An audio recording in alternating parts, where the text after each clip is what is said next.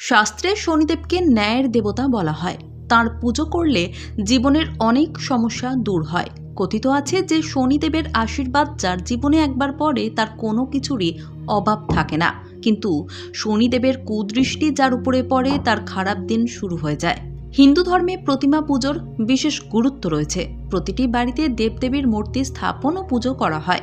লোকেরা তাদের বাড়িতে শিব পার্বতী, রাধাকৃষ্ণ, গণেশজি, রাম সীতা, শ্রী হরিবিষ্ণু, লক্ষ্মী বা দুর্গার মতো অনেক দেবদেবীর মূর্তি বা ছবি রেখে পুজো করেন। কিন্তু কিছু দেবদেবী আছে যাদের মূর্তি বাড়িতে স্থাপন করা বা বাড়িতে পুজো করা নিষিদ্ধ।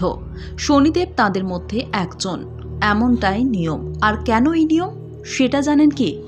আপনারা নিশ্চয়ই লক্ষ্য করেছেন যে আমাদের বাড়িতেই অনেক দেবদেবীর পুজো হয়, কিন্তু শনিদেবের পুজো করতে আমরা শনি মন্দিরে যাই, কারণ শনিদেব শুধুমাত্র শনি মন্দিরেই পূজিত হন।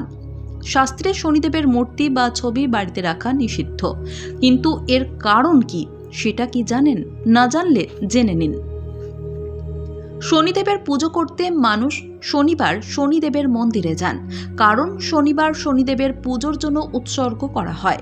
শনিদেবের ভক্তরা মন্দিরে যান, প্রদীপ জ্বালান এবং শনিদেবের পুজো করেন। বাড়িতে শনিদেবের পুজো না করার একটি পৌরাণিক কাহিনী রয়েছে। সেই অনুসারে শনিদেবকে অভিশাপ দেওয়া হয়েছিল যে তার দৃষ্টি যার দিকে পড়বে তার ক্ষতি হবে।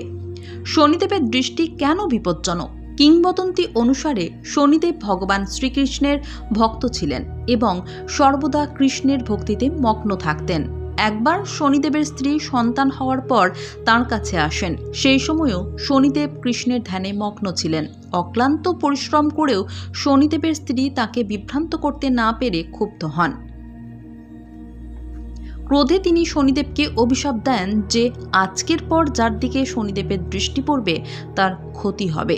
পরে শনিদেব নিজের ভুল বুঝতে পেরে স্ত্রীর কাছে ক্ষমা চান, কিন্তু স্ত্রীর অভিশাপ প্রত্যাহার বা বাতিল করার কোনো ক্ষমতা ছিল না।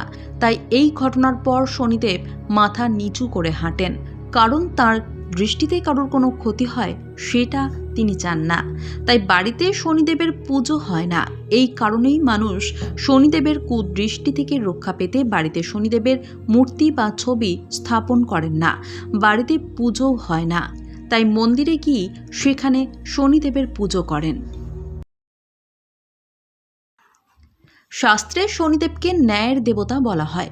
তাঁর পুজো করলে জীবনের অনেক সমস্যা দূর হয়। কথিত আছে যে শনিদেবের আশীর্বাদ যার জীবনে একবার পড়ে তার কোনো কিছুরই অভাব থাকে না, কিন্তু শনিদেবের কুদৃষ্টি যার উপরে পড়ে তার খারাপ দিন শুরু হয়ে যায়।